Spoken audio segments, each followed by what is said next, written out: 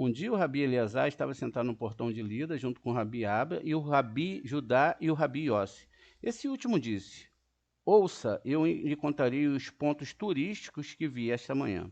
Acordei, na verdade, ele está falando aqui de espiritualidade.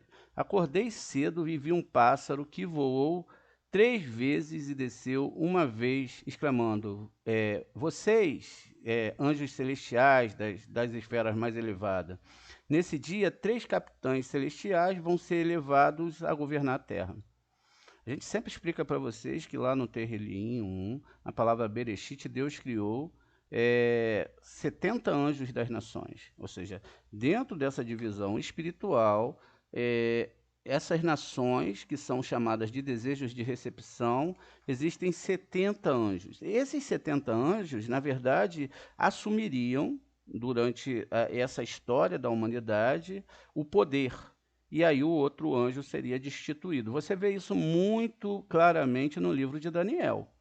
Então esses anjos, eles têm um poder, eles ficam elevados de uma forma que eles são alimentados exatamente por conta da idolatria que as pessoas fazem naquele momento, aquela questão espiritual que está no comando e que é com certeza antagônica à Torá, mas que foi algo que o Eterno já sabia que ia acontecer e que no final vai ter um resultado positivo. Então diz aqui, e um desalojado de seu trono esse anjo que foi desalojado, ele é obrigado a passar pela corrente de fogo, ele e seu poder são aniquilados, não tem mais força. Ou seja, quantos reinos a gente viu aí atrás que perdeu-se a força espiritual e ficaram para trás. Mas 3 poderosos pilares de grande altura ainda pairam sobre o mundo. E aí diz: eu atirei uma pedra no pássaro e gritei: pássaro, pássaro, diga-me quem são esses 3 que permanecem elevado e aquele cujo poder é tirado. Ele jogou 3 penas da asa direita e uma das asas esquerdas para mim. Não sei o que tudo isso pressagia, né, ou pressagia. Rabi Eleazar pegou as penas de Rabi Yossi, cheirou-as, e eis que o sangue saiu das suas narinas. Ele disse: verdadeiramente 3 governantes estão agora em Roma. Estão prestes a trazer o mal a Israel através dos romanos. Então ele pegou a pena da asa esquerda e cheirou, eis que um fogo negro irrompeu dela. Ele disse: o poder dos egípcios está chegando ao fim. Um rei romano está prestes a passar por todo o país do Egito. Veja, esse rei romano a gente já sabe quem é, não é? Não precisa falar nem citar o nome. E nomear governadores para ir destruir os edifícios e construir novos. Então ele jogou a pena no chão e os 3 que eram da asa direita caíram sobre o que era da asa esquerda. Enquanto estavam sentados, assim uma menina passou e recitou o versículo: uma aflição no que diz respeito ao Egito. Veja, o Senhor cavalga numa nuvem veloz e virado ao Egito. Depois, isso é Isaías, lá no 19:1. Uma segunda criança passou e declamou: e a terra do Egito será desolada. Ezequiel 29:9. Uma terceira criança passou e recitou: será que a sabedoria do Egito irá desaparecer ou desaparecerá? Jeremias, lá no 45:19. Então eles viram que a pena da asa esquerda estava queimando, mas não as 3 pernas da asa direita. Então veja, são 3 asas na mão direita, 3 na esquerda, sefirotes, lógico, não precisa falar, e que iriam funcionar dessa forma. O Rabi Eleazar disse: esses 2 incidentes, do pássaro e das crianças, são verdadeiramente e trazem uma profecia do alto, ou seja, é toda a mesma coisa. O santo e bendito seja desejou revelar os seus planos ocultos, como está escrito.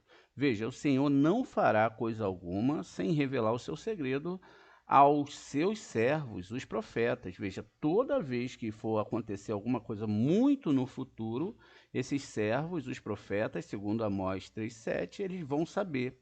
E os sábios são, preste atenção, os sábios de Torá, eles são maiores do que os profetas. Veja, os sábios são maiores do que os profetas. Por quê? Porque o Espírito do Santo, deixa eu só conseguir marcar aqui, ó, o Espírito do Santo só repousa intermitentemente sobre os profetas, mas nunca abandona os sábios. Porque eles, embora saibam o que está acima, o que está abaixo, mantêm isso em segredo. Quem sabe? Os sábios. O Rabi Yossi disse: Existem muitos homens sábios, mas a sabedoria do Rabi Eliasar supera de todos eles. Veja, como que a Cabala, os nossos sábios, eles constroem isso. É verdade. Um profeta, para receber uma profecia, ele depende que o Espírito desça sobre ele e ele faça a profecia. O sábio de Torá, o Espírito de Deus nunca sai de sobre ele. Então, a todo momento, ele pode ver as coisas e ele pode chegar a uma definição muito profunda daquilo que está acontecendo.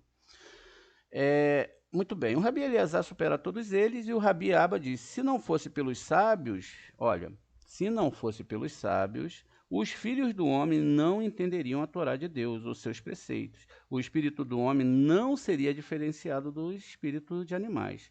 A gente deveria pegar isso aqui e fazer dias e dias de estudo. Se não fosse pelos morés de Torá, vocês não entenderiam a Torá de Deus. Vocês não entenderiam os seus preceitos e o espírito do homem não seria diferenciado do espírito dos animais, porque é simplesmente a nefesh. Não chegou no Urua, do entendimento, muito menos na Neshama, não conseguiu se ligar nesse mundo. Então, veja, o que os sábios que escreveram esse Taná estão falando? Para se valorizar os sábios de Torá. Se valorizar o máximo que você pode.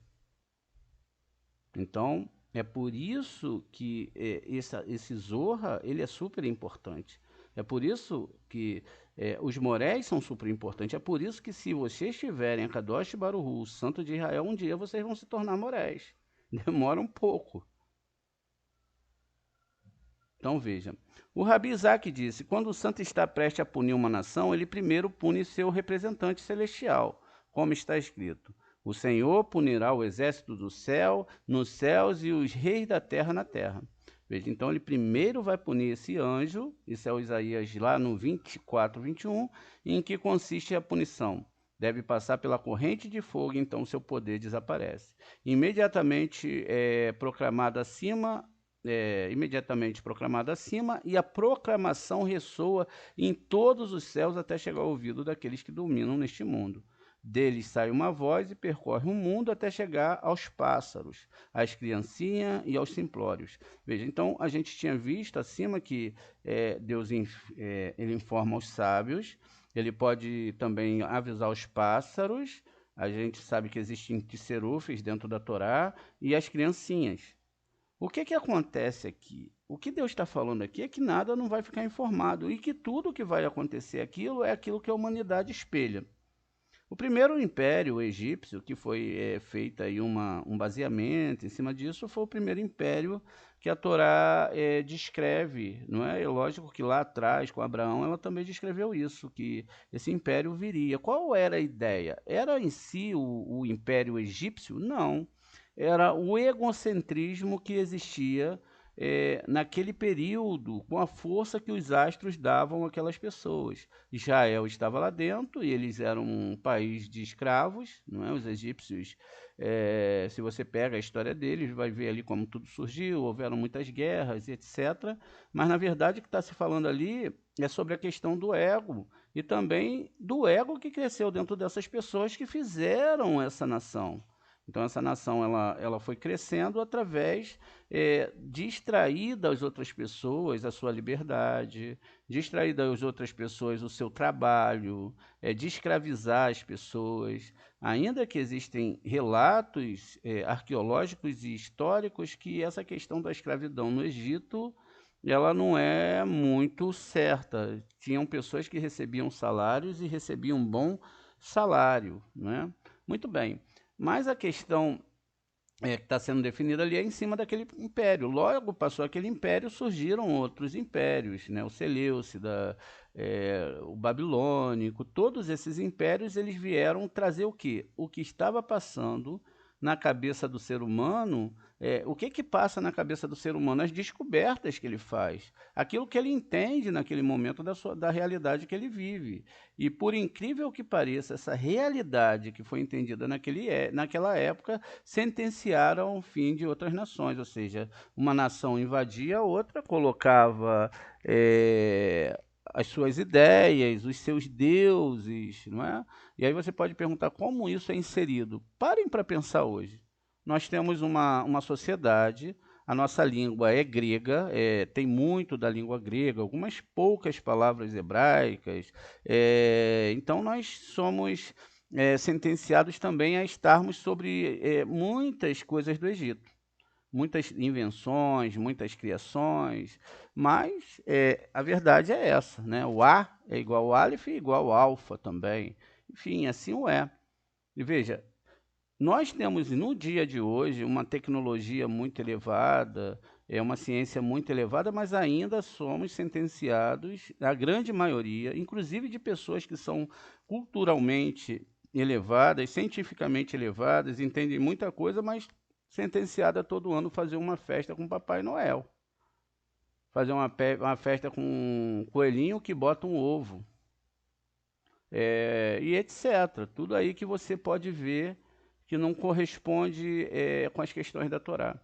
Quando a gente fala essa questão, a gente vê a força que existe dentro desse anjo que está sobre esse aspecto. Esse aspecto são sentenciados por aquelas pessoas que estão dentro das festas que vieram do cristianismo. Seja, elas estão ali sentenciadas dentro dessa lógica mental. E praticamente é impossível você quebrar isso, porque isso passou a ser parte da cultura do nosso país. Então é natural que todo mundo nessa época viaje, que todo mundo vá beber muito, comer muito, trocar presentes, vão dar lá os 7 pulinhos nas ondas, vão fazer todas as suas mandingas.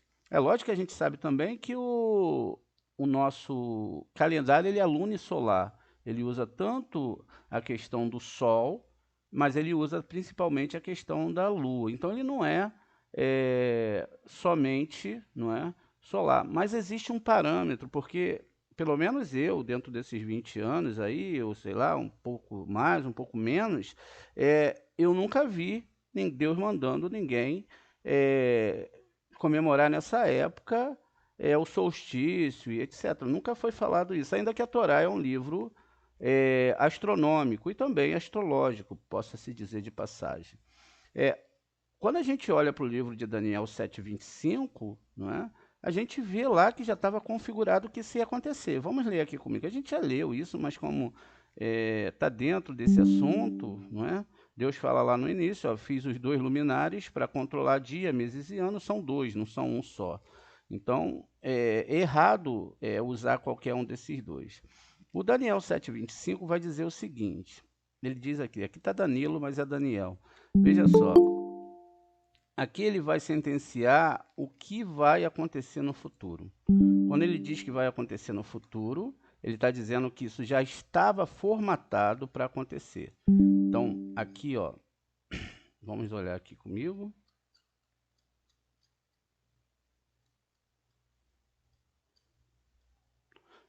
Deixa eu ver aqui, que às vezes muda, né? Deixa aqui, ó. E falarás palavras contra o Altíssimo. O que é falar palavras contra o Altíssimo, né? Falar aqui, ó, palavras contra o Altíssimo é que ele vai falar contra a Torá, em referência lá a Devarim 13. Não aumentará e não diminuirá nada dessa palavra. Então, falar palavras contra o Altíssimo é transformar o Altíssimo também naquilo que ele não é. É sentenciá-lo, talvez, a ele ser parte da criação ao invés do Criador. O que as pessoas entendem como Criador lendo a Torá escrita, a Torá de esquerda, que é fazer com que Deus, de repente, apareça aqui ou ali e fosse como se Deus passasse a existir dentro daquilo que nós entendemos como criação. Então, Deus ele não pode existir num parâmetro da Cabala dentro daquilo que nós conhecemos como criação. Ele é o Criador. As manifestações espirituais que nós vimos são de anjos, que são nomes divinos, através das letras hebraicas, que cria no date do ser humano uma construção daquilo que ele entende através do modo e do mundo que ele pode perceber. Ou seja, a gente não pode perceber tudo, não é? E diz aqui que ele perseguirá os santos do Altíssimo e ele pensará em mudar os tempos e a lei, por que pensar? Porque mudar de fato não muda. O que a Torá colocou como a verdade dentro desse calendário que poucas pessoas dão valor, as pessoas dão muito mais valores a questão cultural, a questão do tempo que ela vai estar com a sua família, das suas festas, mas não dão atenção a esse tempo e essas leis. E a gente sabe que exatamente há 2000 anos atrás, 2020 anos, 23 anos atrás, principalmente na época de Constantino, as coisas começaram a mudar drasticamente. E é lógico que o que se mudou drasticamente estava sobre o poder desse anjo que a gente está falando e está citando. Veja, o poder é imenso, porque isso já foi criado quando Deus, então, construía a Torá e construía o masal da humanidade, o que elas passariam. No final, todos nós vamos reunir os cacos da alma de Adão, que somos nós mesmos, e vamos ter que dar conta de tudo isso que falamos da Torá, das religiões e etc. E que muitas vezes, hoje nós temos 3 religiões que dizem ter a razão sobre a Torá. Infelizmente, não sendo egocêntrico, mas através da ótica dos cabalistas, nossos mestres, nós sabemos que eles passam longe do que realmente é a Torá. Então veja, ainda que os sábios falassem, ainda que eles construíssem, ainda que eles deixassem escrito, o Zohar foi perdido por muito tempo. E depois que ele foi achado, não tinha o CRI certo, a gente não tinha o Arizal, né?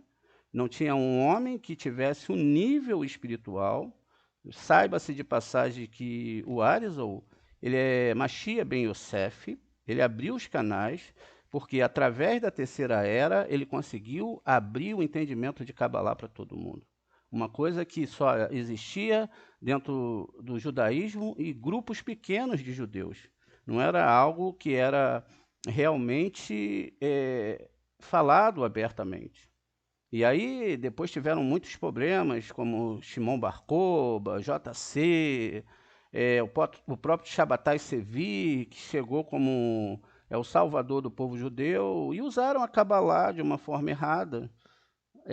As argumentações cabalísticas, né? E muitas vezes usando até uma Kabbalah que não existia, porque a Kabbalah é doação, se você bota recepção, logo ela não tem nada a ver com Kabbalah.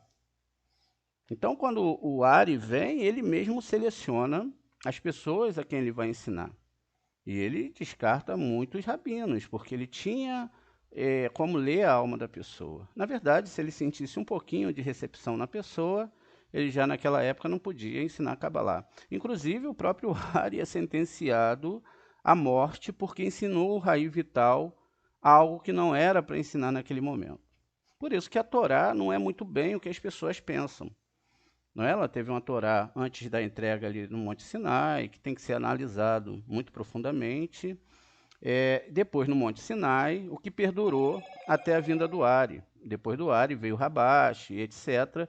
E aí, sim, em 1995, foi liberado pelos céus, pelos anjos, o ensino da Kabbalah para todos, independente da sua cor, raça, seu nível cultural, enfim, para toda a humanidade. Então veja, durante esse período, esses períodos que tiveram essas perseguições ao povo judeu, não era somente ao povo judeu, era a Torá. O que estava sentenciado ali é que esses seres, não é, que pegam forças, esses anjos que recebem força, porque a Torá fala assim, não adorarás tal Deus. Por quê? Porque é bonitinho, é legal? Não, porque você dá força àquele nome. Você dá a sua essência àquele nome. Nós trazemos ligação do divino, com a Shekhinah que está aqui em nós, e ligamos a força a esse anjo, quando nós o idolatramos, etc. E depois esse anjo fica bem forte, não só na nossa vida, como também no meio que nos cerca. A ponto de nós não, a sociedade, aquela sociedade que está envolvida com aquele anjo, não poder viver sem falar no nome do dito cujo, seja onde for nesse globo que nós vivemos. Nós hoje temos 8 bilhões de seres humanos. Até a última vez que eu constatei, 2 bilhões e 200 milhões são cristãos. 1 bilhão e 600 bilhões e milhões são de muçulmanos. Então, 16 milhões de judeus, 900 milhões de budistas, 300 milhões de pessoas ligadas às religiões na Índia, e o resto se divide aí em mais 300 mil religiões que são espalhadas pelo globo. A questão aqui, a análise que nós devemos fazer é a seguinte, que a religião, ela sentencia a pessoa a ficar dogmatizada dentro daquilo que lhe é ensinado, sem fazer com que ela pense além e que ela ultrapasse, né, a questão de pensar mais profundamente nas coisas, de descobrir uma Torá mais interna, de se capacitar a ir além do que os outros falam. Por isso que nós tentamos fazer com que as pessoas leiam em hebraico. Porque é muito difícil você chegar para os sábios hoje aí que tem na internet, as pessoas que estão na internet, falar para elas lerem em hebraico. Porque quando você pega o material de outras pessoas e quer discutir aquilo que outra pessoa escreveu, sem ao mínimo poder constatar se é aquilo mesmo que está escrito, você se torna mais tolo do que o tolo que não conhece. E aí você se torna absurdamente tolo, porque você está defendendo o pensamento de outra pessoa dentro de um parâmetro que você não viveu. Viver de palavras de outras pessoas, sem experiências espirituais, diga-se de passagem, mas experiências dentro de um controle dentro da Torá é algo absurdo, porque é o que nós vemos a todo momento. A argumentação das 300 mil religiões que nós temos, e também das maiores religiões ligadas à Torá, são sempre em cima de aspectos internos, que a pessoa está muito bem, porque se tivesse muito mal não ficaria, ou a vazão que ela dá àquilo que ela acredita ser Torá. Nunca ninguém vai se sentir mal, exceto as cobranças espirituais que o Zohar diz que um ou outro vai ser cobrado. Ou seja, se você vai nessas questões aí, um ou outro vai ficar endemoniado, um ou outro vai ser sentenciado a ficar numa escuridão interna muito grande, outros não. Outros vão ser poupados. Na questão da Torá, e por que eu defendo a Torá, é porque não existe um livro como a Torá, que é realmente um livro que não só fala de religião. Por exemplo, se a gente procura dentro da Torá, quando se inventou a lâmpada, vai estar lá. A morte de Marilyn Monroe vai estar lá. Do presidente Kennedy vai estar lá também. O afundamento do Titanic está lá codificado. Também vai estar codificado tudo que vai ser realidade no nosso mundo. E como a gente viu, todas as vidas, não uma, não duas, não a vida só do povo judeu, mas todas as vidas que entraram nesse plano está lá codificado. E aí você pode falar assim, mas Moré, como é que você pode certificar isso? Porque eu vivo isso todo dia. Eu vejo isso todo dia. Eu não estou ensinando aquilo que eu não vivo. Eu não estou ensinando aquilo que outras pessoas falaram. Eu estou ensinando aquilo que eu vivo e vejo. Mas vocês podem perguntar, as pessoas das outras religiões também não veem? Sim, Baruch Hashem, é o caminho delas. E eu não sentencio as pessoas a dizer que elas estão erradas dentro da sua realidade. Mas eu sentencio quando elas nunca pegaram a Torá para ler de verdade. Então, quando elas pegarem a Torá, entenderem esses aspectos dos próprios anjos, dos 70 anjos das nações, ter uma ideia completa de um todo da Torá. A Torá ela não pode ser dividida, ela não pode ser argumentada em pedaços, ela não pode entrar na filosofia, ela não pode entrar em argumentações que não fazem parte dela mesma. Ela tem que estar sempre dentro das linhas que foram colocadas pelos nossos sábios, que são os 32 caminhos de Torá e de Cabalá. O não conhecimento de um desses caminhos, conhecimento é quando você entende por onde você tem que ir, como que a coisa funciona, vai te levar a destruir vários mundos espirituais, dentro de você e dentro daquilo que você podia construir nesse mundo com a sua vida. E aí a argumentação agora já é muito séria. Por quê? Se eu me sentencio a não crer na Torá, se eu não entendo a Torá, se eu não estudo a Torá de acordo com aquilo que tem que ser, eu não conserto o que tem que ser consertado. E lógico, automaticamente, se existe alguma coisa boa em mim, um rachar até a quarta geração, e uma pessoa que, um Beonir, que é alguém intermediário, que não é rachar e nem é um tzadik, eu estou sentenciado até ter até 1000 reencarnações. Seja que minha alma é dividida ou não, seja no aspecto que for. E nós estamos aqui vivendo uma reencarnação. Cada um com seu processo, cada um com a sua missão e cada um com aquilo que deve ser consertado. Porque se estamos aqui, nós estamos para consertar, nós estamos para examinar o que tem dentro de nós, principalmente o que diz respeito ao ego, e começar nos avançar para a divindade, para que nós possamos perceber o que realmente está de errado dentro da pessoa. E só existe um caminho, né? Segundo a Torá. Você estudando essa Torá dia e noite. Gente, a gente para essa aula agora, não é? A gente volta 11h10, tá bom? Aguardo vocês